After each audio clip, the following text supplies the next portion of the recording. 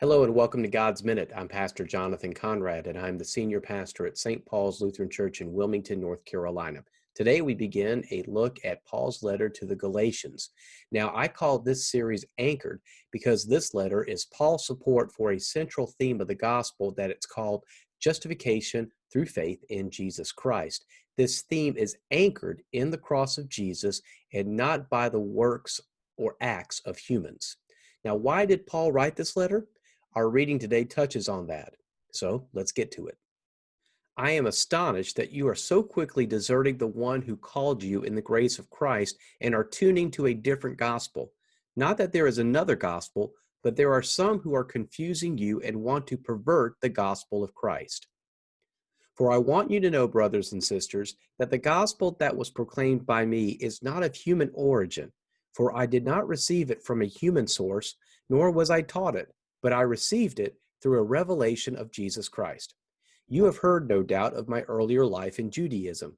I was violently persecuting the church of God and was trying to destroy it. I advanced in Judaism beyond many among my people of the same age, for I was far more zealous for the traditions of my ancestors. But when God, who had set me apart before I was born and called me through his grace, was pleased to reveal his Son to me, so that I might proclaim him among the Gentiles, I did not confer with any human being, nor did I go up to Jerusalem to those who were already apostles before me, but I went away at once into Arabia, and afterwards I returned to Damascus. So some background for you. Paul's letter to the Galatians is the 9th book in the New Testament. This letter was said to have been written by Paul around the mid-50s AD. Galatia was a region in north-central Anatolia, which is modern-day Turkey. It was settled by the Celtic Gauls around 278 BCE. Now, how do Paul and Galatia know one another? The Galatian churches were founded by Paul during one of his missionary trips during Asia Minor. Now, according to chapter 4, the founding of the Galatian churches was an accident. Paul got sick during his journey, and it were the Galatians that nursed him back to health. Martin Luther loved this letter so much that he called it My Katie, in reference to his beloved wife, Katie. So the problem that Paul is addressing in this letter is that the people, the churches he helped start, are quickly turning to other voices, and he is astonished by this. Me, not so much. Think back when Moses went up to the mountain to talk to God. What did the Israelites do? They built their own God.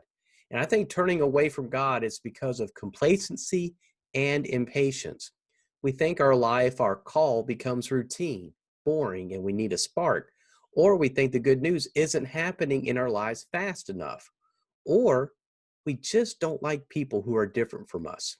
Now, while our nation and world are divided today, this is an issue as old as time. In Galatia, there was a big issue between the Jewish Christians and the Gentile Christians. The Jewish Christians expected the Gentile Christians to fall in line, do what they did, which meant to be circumcised according to Jewish law. But I think this issue goes beyond the question of law. I think the Jewish Christians think that the Gentiles do not comply with the law of circumcision, then this is not fair since the Jews had to do it. They equate a law with grace.